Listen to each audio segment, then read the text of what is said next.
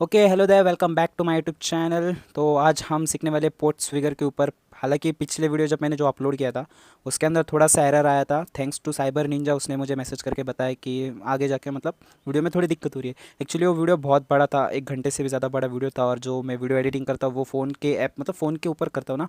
तो I think so उसी के ऊपर कुछ तो प्रॉब्लम हो गया होगा, शायद से वो ऐप सपोर्ट नहीं करता होगा 1 घंटे से भी बड़ी वीडियो को एडिट करने के लिए। ठीक है, तो रेंडर करते टाइम आई थिंक सो पता नहीं 13 मिनट के बाद कुछ तो वीडियो ऊपर नीचे ग्लिच हो गया था। तो साइबर निंजा एक है बंदा, उसने मुझे मैसेज करके बताया, तो थैंक यू फॉर दैट। तो आज हम फिर से पोर्ट्स फिगर के ऊपर सारे लैब सॉल्व करेंगे। एक्चुअली मैंने फर्स्ट से लेके 10 सारे लैब सॉल्व किए थे, कोई बात नहीं, हम फिर से इस वीडियो में करेंगे। बट उसके पहले मैं ना पोर्ट्स फिगर के बारे में कुछ आपको एक अच्छी बातें बताना चाहता हूँ। देखो, पोर्ट्स फिगर एक ऐसा प्लेटफॉर्म है जिसके ऊपर आप सारे टाइप के वर्नेबिलिटीज़ टेस्ट कर सकते हो। ठीक है, सारे वर्नेबिलिटी से मैं आपको दिखाऊंगा आगे जाके कितने वर्नेबिलिटी से क्या है। बट इसके एक खास चीज़ है, देखो जैसे कि आप सारे लैब कंप्लीट करते हो, आई थिंक सो 200+ लैब है इसके ऊपर। ठीक है, सारे वर्नेबिलिटीज़ के ऊपर अलग अलग लैब से एक वर्नेबिलिटी के ऊपर जैसे हम अभी एक्सक्यूल करने वाले हैं, तो उसके अंदर ऐसे मान लो कुछ 17-18 लैब्स है। वैसे अलग अलग वर्नेबिलिटीज़ के ऊपर बहुत सारे लैब्स है। तो पोर्ट्सफिगर क्या करता है, आप जब सारे लैब सॉल्व करोगे तो एक कुछ मिस्ट्री करके लैब से देखो, ये सारे लैब आपको सॉल्व करना है। फिर आपको एक वॉल ऑफ फ्रेम करके दिखेगा। देखो यहाँ पर कुछ दिख रहा है आपको इंटरव्यूअर करके। वैसे मैं अगर इसके ऊपर क्लिक करके दिखाऊँ, अगर क्लिक नहीं करूँगा क्योंकि ज़्यादा टाइम जाएगा शायद से को, फिर भी आपको मैं क्लिक करके दिखाता हूँ। लीडिंग बोर्ड के ऊपर डालते हैं, ठीक है, चलो जल्दी।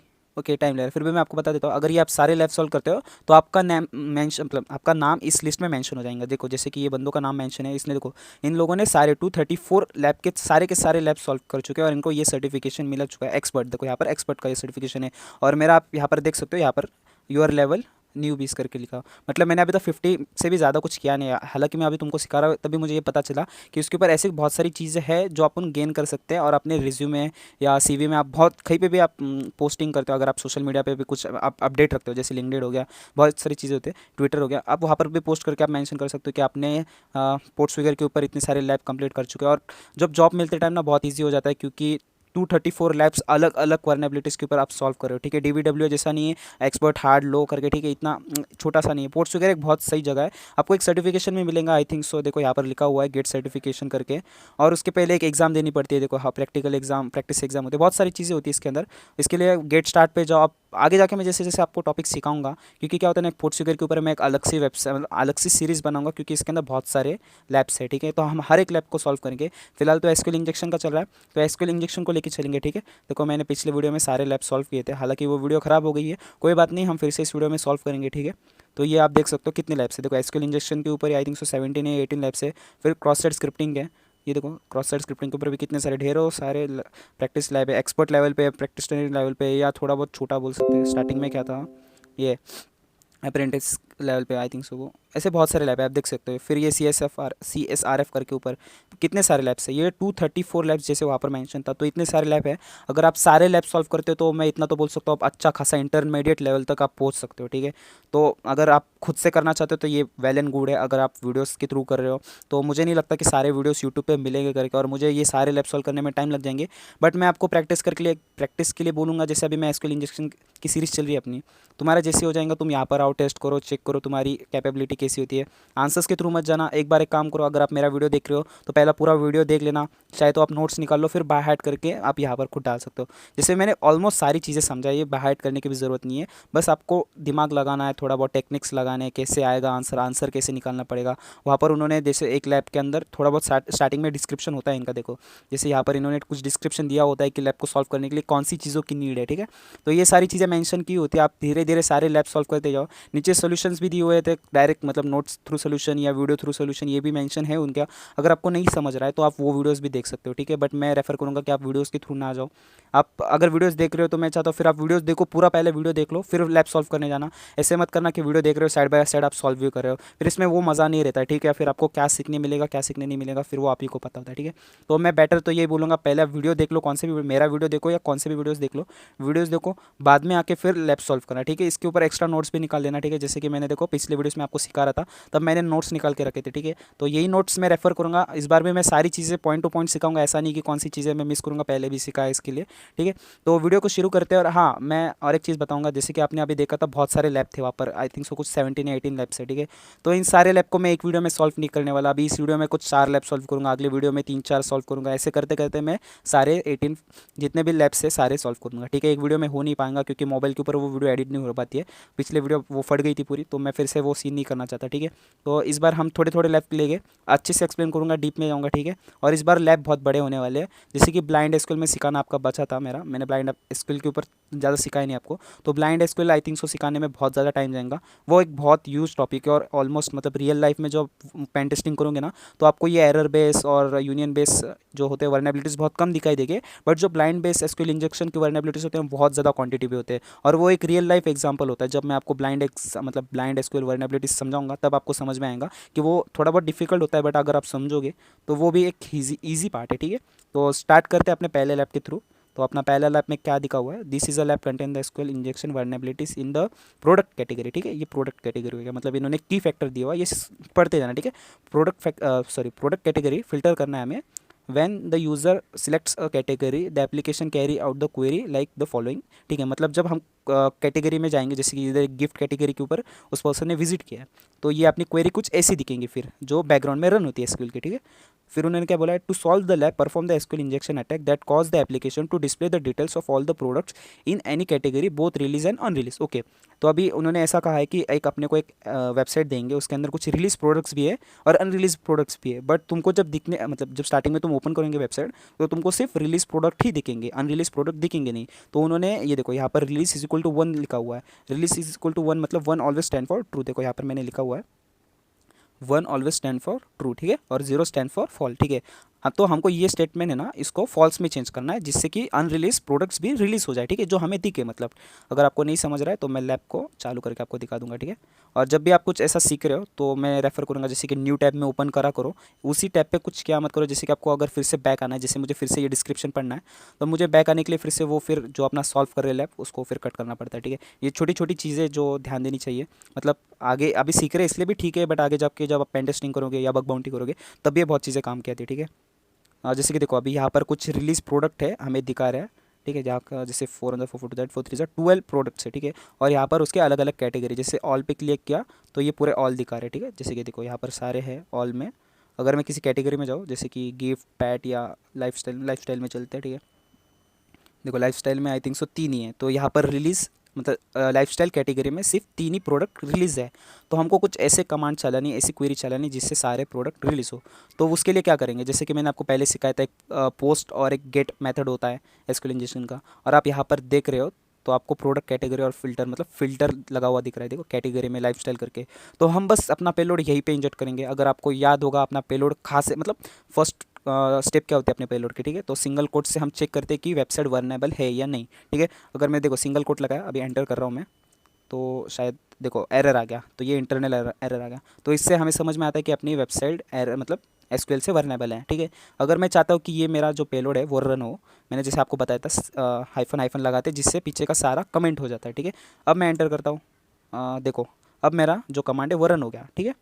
जैसे कि मेरे पीछे का जितना भी पार्ट था वो कमेंट आउट हो चुका है। तो वैसे ही हम करेंगे, जो हमारा पेलोड था शायद आपको याद होगा, नहीं याद होगा तो मैं यहाँ पर टाइप करके दिखा देता हूँ, यहाँ पर ऑलरेडी टाइप्ड है, मैं समझा दूंगा। देखो जैसे कि ये अपना अभी क्वेरी है, ठीक है। तो अगर आपको यूआरएल पे देख रहा होगा category is equal to lifestyle करके दिखा हुआ है, यहाँ पर मैंने उस टाइम गिफ्ट लिया था, तो यहाँ से अपना पेलोड यहाँ तक होगा, ठीक है। और इसके आगे की चीज़ें and release is equal to 1 जैसे कि उन्होंने स्टार्टिंग में ऊपर दिखाया था, ठीक है, डिस्क्रिप्शन में। तो अपने को क्या करना है, इसी चीज़ को इस स्टेटमेंट को पूरा फॉल्स करना है। फॉल्स करने के लिए हम एक तो उसे पूरा कमेंट आउट करेंगे जिससे वो क्वेरी रन ही ना हो, डेटाबेस जब उससे क्वेरी को एक्सेप्ट करे तो वो ये चीज़ उसको उसको मतलब रन ही ना हो करके, ठीक है, वो कमेंट से कर सकते हैं, ठीक है। तो ये हम कमेंट्स लगाए यहाँ पर। और यह 1 = 1 मैंने जैसे आपको बहुत पहले भी बताया था 1 = 1 ऑलवेज ट्रू होता है। और किसके लिए स्टैंड होता है, एक तो गिफ्ट वाली साइड मतलब ये साइड ट्रू होनी चाहिए या तो ये साइड ट्रू होनी चाहिए। हाँ, इस केस में हमारे दोनों साइड ट्रू है, जैसे कि 1 = 1 ऑलवेज ट्रू है, गिफ्ट कैटेगरी में है ये भी साइड ट्रू है, ठीक है। तो पेलोड कैसे रन होगा, यहाँ से लेके यहाँ तक हमारा पेलोड है, ठीक है।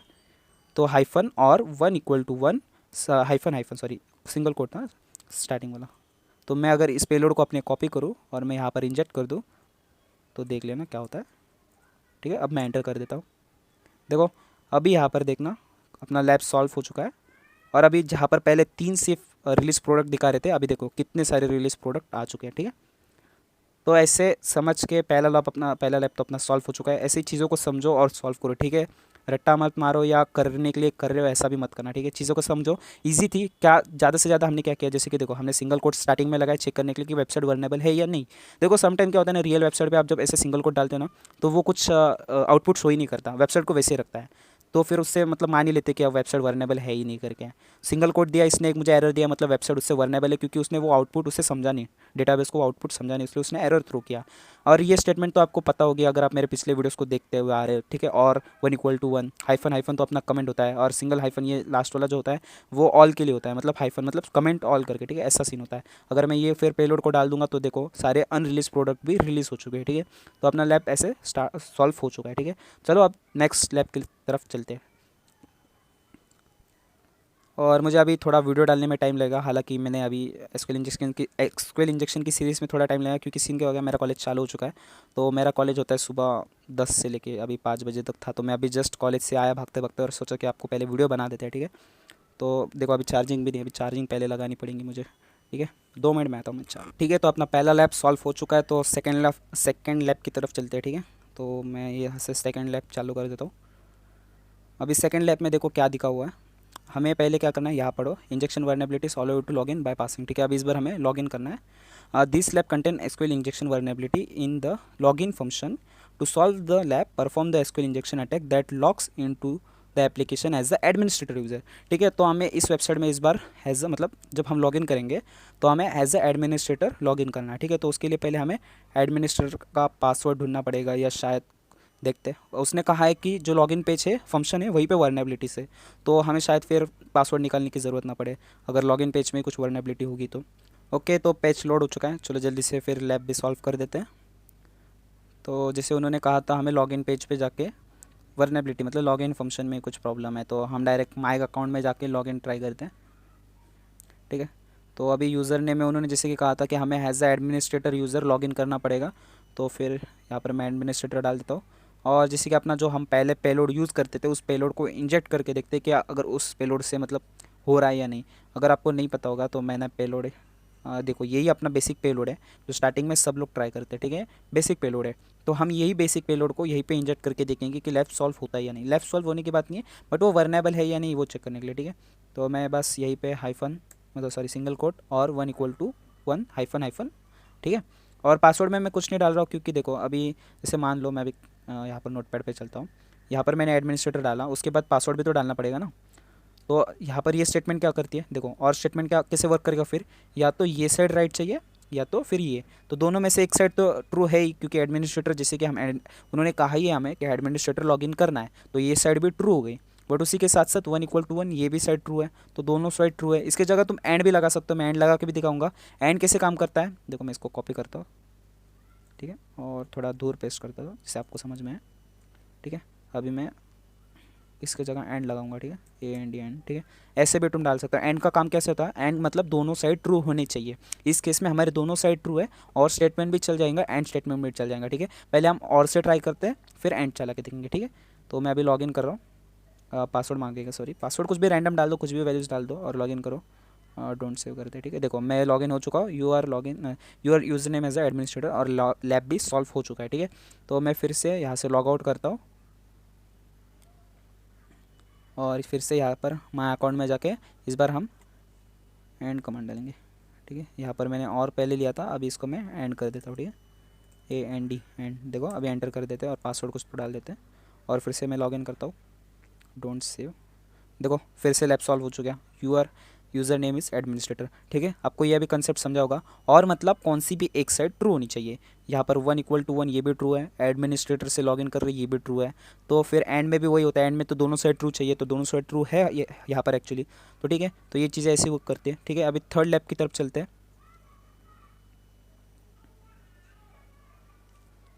ये हमारा सेकेंड भी हो चुका है, first second third.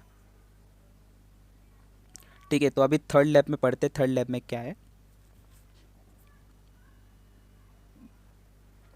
This lab contain the SQL injection vulnerability सच है। ठीक है, ये तो सारी चीज़ें हमें पता है, in the filter product the result from the query return in the application response, so you can use the union attack. देखो यहाँ पर उन्होंने और एक चीज़ मेंशन की है, की फैक्टर है, यूनियन अटैक करना है, retrieve the data from the table. ठीक है, अगर हमें डेटाबेस के टेबल से मतलब डेटाबेस से कुछ चीज़ें रिट्रीव करनी है तो उसके लिए कमांड्स होते हैं, मैंने आपको पहले सिखाया हुआ है, म्यूटिलिटी में हमने भी सॉल्व किया था, उसके पहले भी मैं जैसे कि एसक्यूएल इंजेक्शन की सॉरी हाँ एसक्यूएल की क्वेरी सिखा रहा था, उसमें भी मैंने यूनियन कमांड शायद से सिखाया नहीं होगा, बट मैंने म्यूटिलिटी में सिखाया, इतना मुझे अच्छे से याद है। तो यूनियन कमांड यूज़ की जाती है अगर हमें डेटाबेस से कुछ रिट्रीव करना है। ठीक है, डेटा फ्रॉम द टेबल। ठीक है, द फर्स्ट स्टेप या of such attack to determine the number of column. ठीक है, तो फर्स्ट स्टेप क्या है, उन्होंने कहा है कि हमें पहले नंबर ऑफ कॉलम्स चेक करने that been written by the query. ठीक है, you will have use the technique subsequently labs on content of full attack. ठीक है, okay, to solve the lab determine the number of column. ठीक है, lap solve करने को उन्होंने कहा बोल के रखा है कि नंबर ऑफ कॉलम्स पहले हमें चेक करने हैं by the query by performing SQL injection union attack that return the additional row containing the null values। ठीक है, तो हमें ये भी चेक करना है कि जो हमें कॉलम मिलेगा उस कॉलम वो कॉलम एक्चुअली नल है या नहीं करके। ठीक है,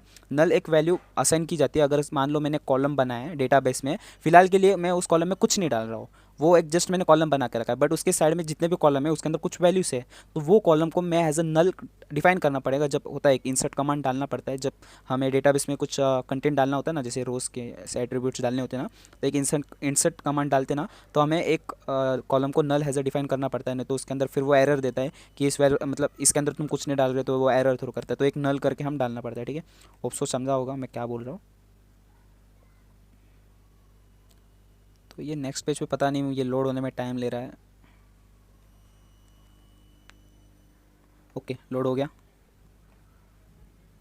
ठीक है, देखो अभी इसमें उन्होंने कहा है हमें कॉलम चेक करना है, तो अगर देखो कॉलम चेक करने के दो तरीके होते हैं, एक तो हम क्वेरी डाल के चेक कर सकते हैं, मैं क्वेरी थ्रू भी दिखाऊंगा, उसे हम पेलोड बोलेंगे इन शॉर्ट, और दूसरा होता है आप ऑब्जर्वेशन के ऊपर से। देखो अभी ऑब्जर्वेशन जैसे कि यहाँ पर एक ये भी कॉलम का ही है, मतलब ये भी एक कॉलम हो गया जिसमें ये सारे नेम है। ठीक है, और एक दूसरा कॉलम हो गया जिसके अंदर इंटीजर वैल्यू है, जैसे कि ये कॉस्ट हो सकता है या वैल्यूज हो सकती है या जैसे रुपीज़ ऐसे कुछ, तो इस नाम से ये कॉलम से होगा ना, और इसका कुछ हेडर होगा या ऐसे, मतलब इसके लिए। ठीक है, इसके लिए बात कर रहा हूँ मैं, और इनके लिए तो फिर कॉस्ट या ऐसे कुछ तो नाम से कॉलम से होगा। इसके पहले और एक कॉलम होता है एक आईडी करके, आईडी कॉलम, अगर मैंने अपने मेरी वीडियोस देखी होगी पुरानी वीडियोस तो आपको अच्छे से समझेगा मैं क्या बता रहा हूँ। ठीक है, तो यहाँ पर एक आईडी करके भी कॉलम बनता है, जैसे कि ये ID 1, ID 2, ID 3, ID 4, ID 5, ID 6 करके, बट वो आईडी का कॉलम शो नहीं होता, वो डेटाबेस को समझने के लिए वो एक एडिशनल या बोलते हैं ना उसको सपोर्ट के लिए वो एक कॉलम बनाया जाता है। ठीक है, आईडी की तरफ से, जैसे कि प्रोडक्ट आईडी हो गई, कस्टमर आईडी हो गई, एम्प्लॉय आईडी। ठीक है, तो उस नाम से भी एक कॉलम होता है बट वो शो नहीं होता, तो ऐसे मान के चलते अभी यहाँ पर 3 कॉलम है करके। ठीक है, तो अगर बट ये आपको ऑब्जर्वेशन में समझ में नहीं आ रहा कि हाँ भाई कितने कॉलम हो सकता है, इससे ज़्यादा हो, मैं बोल रहा हूँ तीनों कि, बट ये ऐसे व्यू डिटेल, ये व्यू डिटेल तो बटन है, वो कॉलम नहीं बोलेगा, बट ऐसा हो सकता है कि और भी 2 हिडन कॉलम हो यहाँ पर मेंशन नहीं है बट हो सकते कहीं पे, तो हम उसको चेक करने के लिए फिर एक क्वेरी पहले रन करते हैं, क्वेरी के थ्रू आप बेस्ट एकदम परफेक्टली जान सकते हो। ठीक है, तो अरे तो चलते फिर अपना टेक्स्ट एडिटर पे।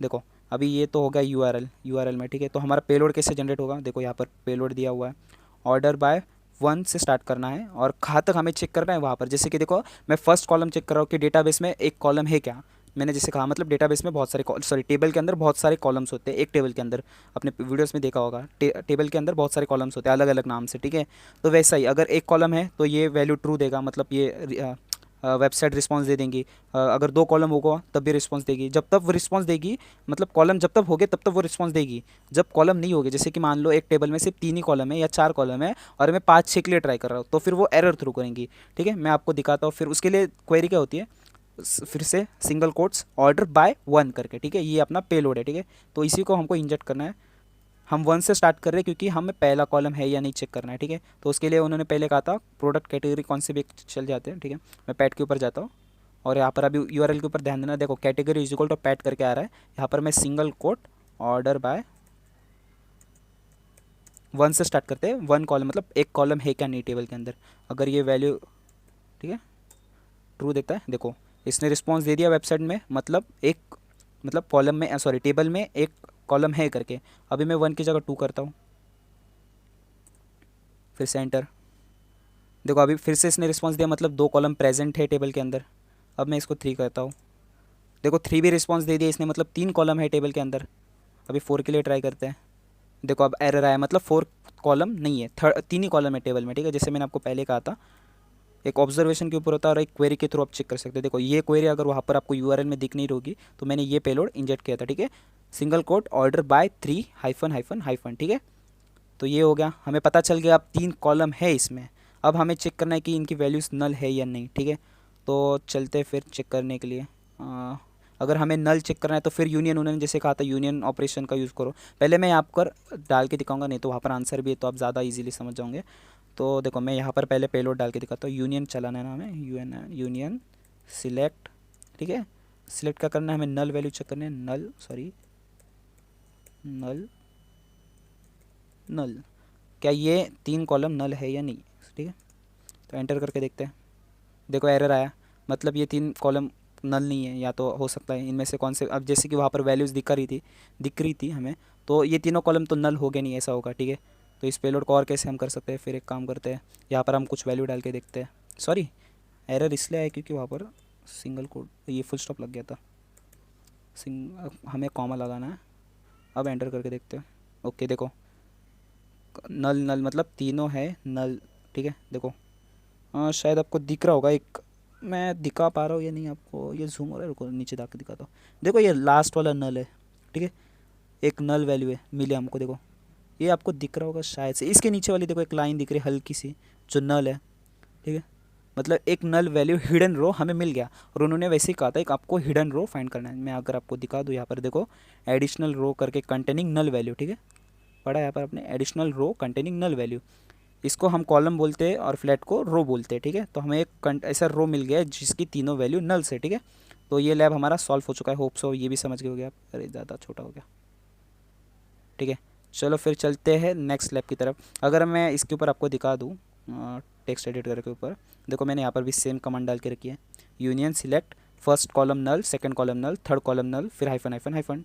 तो ये हो गया, मतलब ऐसे हम बता सकते हैं कि नल है क्या नहीं। चलो अभी चलते हैं नेक्स्ट की तरफ। मैं पीछे के भी टैब बंद कर देता हूँ, एक्स्ट्रा ओपन हो रहे वो। अब कौन सा था हमारा, एक तो सारे लैब सॉल्व हो गए, तो ऊपर से गिनने पड़ रही कि हमें, अभी 4th है ना, तो 4th चालू करेंगे, ठीक है।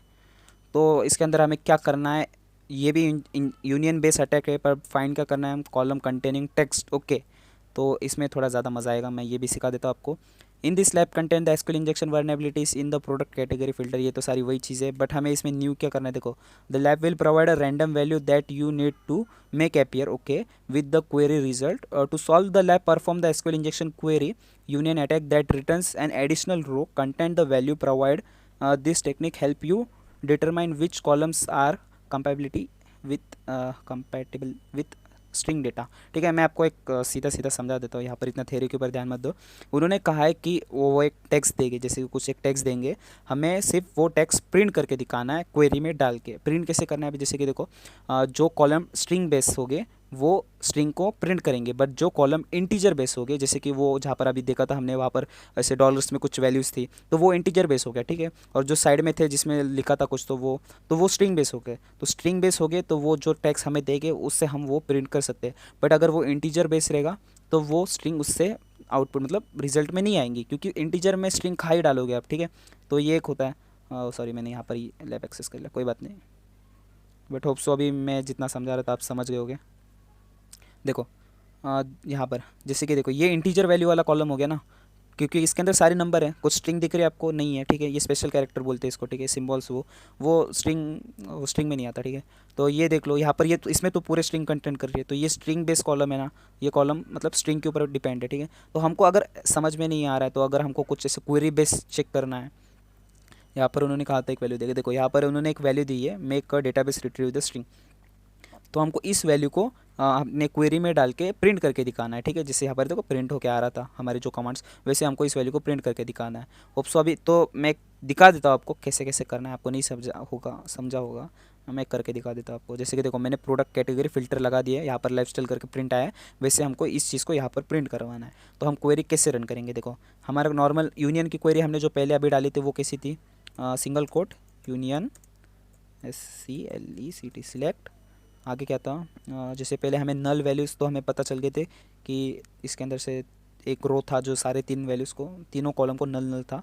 तो वैसे हमें चेक करना है कि अभी जो कॉलम है उसको स्ट्रिंग कौन सा सपोर्ट कर रहा है। तो हमें इतना तो पता है ना कि अभी अभी 3 कॉलम है करके, क्योंकि मैं फिर से अभी करके दिखाऊंगा ना, जैसे ऑर्डर बाय ये सारी। आप एक काम करो, आप इस सारी चीज़ों को एक बार एग्जीक्यूट करना, क्योंकि क्या होता है ना, जैसे अभी हमको पता है यहाँ पर जैसे कि पिछले वीडियो का एग्जाम्पल, मतलब पिछले लैब का एग्जाम्पल है ना, इसलिए हमें पता है कि यहाँ पर 3 कॉलम हो गए ही हो गए करके। तो मैं वो ऑर्डर बाय का कमांड नहीं चला रहा हूँ, बट आप प्लीज़ वो एग्जीक्यूट करना, जिससे आप बाय हैड भी हो जाता है, मतलब याद रहता है ना, जितने बार आप प्रैक्टिस करते हो उतने बार आपको याद रहता है, ठीक है। तो वो करना आप, मैं अभी नहीं कर रहा हूँ, क्योंकि हमें पता है ना कि अभी यहाँ पर 3 कॉलम है करके, तो मैं वो नहीं करूँगा। मैं सीधा वो वैल्यू को रिट्रीव करूँगा। तो आपको नल कमांड भी पता चल गई होगी कि नल कमांड कैसे चलाते हैं हमें, अगर चेक करना है। जैसे कि देखो, सॉरी वहाँ पर फिर से फुल स्टॉप लग गया, स्पेस सिंगल कॉमा नल। अब ये तो पता है ना हमें, अगर हमें रो का मतलब चेक करना है कि कौन सी, अरे सॉरी ये क्या हो गया, एक minute, back back back back, मैं पता नहीं मैंने क्या डाल दिया था। Union SELECT select, union select null, अरे new LL null hyphen hyphen hyphen enter. देखो इसके अंदर होगा अभी कहीं पे पड़ा हुआ, देखो यहाँ पर है। आप अगर मैं जूम करके दिखाऊँ अच्छे से, ये देखो है ना एक कॉलम जो नल पड़ा। अभी हमको इसी कॉलम में से मतलब यही रो का यूज़ करके हमें ऊपर दी हुई स्ट्रिंग को प्रिंट करना है, ठीक है। तो कैसे करेंगे, मैं जूम आउट कर देता हूँ, 110 100 था अपना, ठीक है।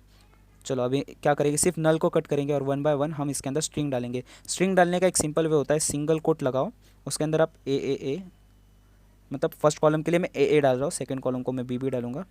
मैंने अभी यहाँ पर सिंगल कोट से बंद कर देते, ठीक है। कि पहले चेक करेंगे कि पहला column integer support, sorry string support करता है क्या नहीं। हालांकि वो फॉल्स आएगा, बेसिक सी बात है, मैं फिर भी प्रिंट करके दिखा देता हूँ। देखो एरर आ गया। अब क्यों एरर आया, अगर आपको नहीं समझा होगा तो मैं फिर से अच्छे से समझा देता हूँ।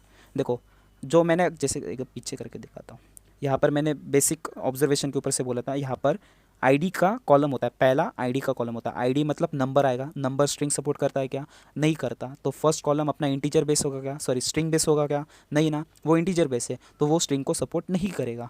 तो फिर अभी ये सेकंड कॉलम को ट्राई करते हैं। तो यहाँ पर जो सेकंड नल है ना, मैं उसको कट करके वहाँ पर स्ट्रिंग डाल देता हूँ। पहले मैंने ए डाला था, मैं अभी सेकंड कॉलम को कर रहा हूँ, इसलिए मैं बी डालूंगा, ठीक है, आपको समझ निकले अच्छे से। अब एंटर करते हैं। देखो अब हो गया, क्योंकि देखो यहाँ पर सेकंड कॉलम में स्ट्रिंग सपोर्ट करता है, इसलिए ये प्रिंट हुआ। अब हम थर्ड के लिए ट्राई करेंगे, हालांकि हमें यहाँ पर दिख रहा है कि वो भी इंटीजर सपोर्ट करता है, स्ट्रिंग सपोर्ट नहीं करता। फिर भी आपके कन्फर्मेशन के लिए मैं डाल के दिखा रहा हूँ, ठीक है। तो मैं अभी ये बी हटाऊँगा या रहने दो उसे, ठीक है।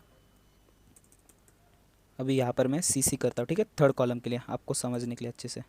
अब एंटर करते हैं। अब देखना एरर आया, अब एरर आया ना, क्योंकि थर्ड कॉलम अपना इंटीजर सपोर्ट करता है, स्ट्रिंग सपोर्ट नहीं करता, इसलिए वो एरर आया था। तो अभी हमें पता चल गया कि हमारा जो बीच का मतलब सेकंड कॉलम है, सिर्फ वही स्ट्रिंग सपोर्ट करता है। तो उन्होंने जो यहाँ पर स्ट्रिंग दी हुई है, मैं इसको यहाँ से कॉपी करूँगा और मैं यहाँ पर जो मैंने बी डाल के रखा था उसको यहाँ से कट करके ये पेस्ट कर दूँगा। अब मैं एंटर करता हूँ, देखो आ गया, हमारा लैब भी सॉल्व हो गया, ठीक है। होप सो आपको समझा होगा मैं क्या बोल रहा हूँ। मैं अभी नोटपैड के ऊपर जाके अच्छे से और एक बार समझा देता हूँ, ठीक है। देखो हमने फर्स्ट के लिए ट्राई किया, पहले ऑर्डर बाय करके, यहाँ पर इक्वल टू हो गया है, सॉरी हाइफन हाइफन, ठीक है। ऑर्डर बाय डाल के हमने चेक किया कि 3 कॉलम है, हाँ है। फिर उसके बाद हमने नल वैल्यू डाल के चेक की कि कौन सा रो नल वैल्यूज रखता है क्या, तो हाँ भाई रखता है। तो फिर हमने फर्स्ट चालू किया, फर्स्ट देखा फर्स्ट कॉलम क्या इंटीजर सॉरी स्ट्रिंग सपोर्ट करता है क्या, नहीं करता। जैसे हमने चेक किया वो आईडी है तो वो इंटीजर बेस होता है, वो स्ट्रिंग सपोर्ट नहीं करेगा।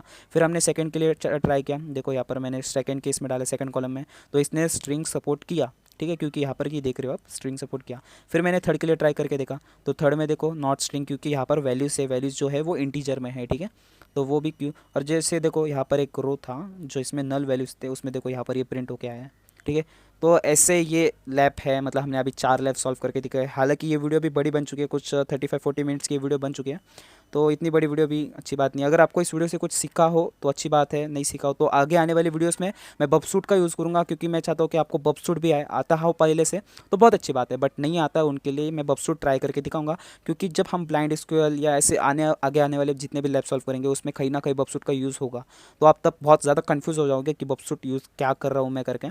तो इसलिए मैं आने वाले अभी अगले जो लैब्स आएंगे उसके अंदर में थोड़ा थोड़ा बबसूट का यूज़ करके आपको फेमिलियर बना दूंगा, ठीक है। तो होप सो ये वीडियो अच्छी लगी होगी, अगर वीडियो अच्छी लगी तो प्लीज़ प्लीज़ वीडियो को लाइक शेयर सब्सक्राइब कर दो। आने वाली वीडियो को देखने के लिए बेल आइकन को प्रेस करके जो भी करना है करो बट चलो मिलते हैं अगली वीडियो में, तब तक के लिए टाटा बाय बाय।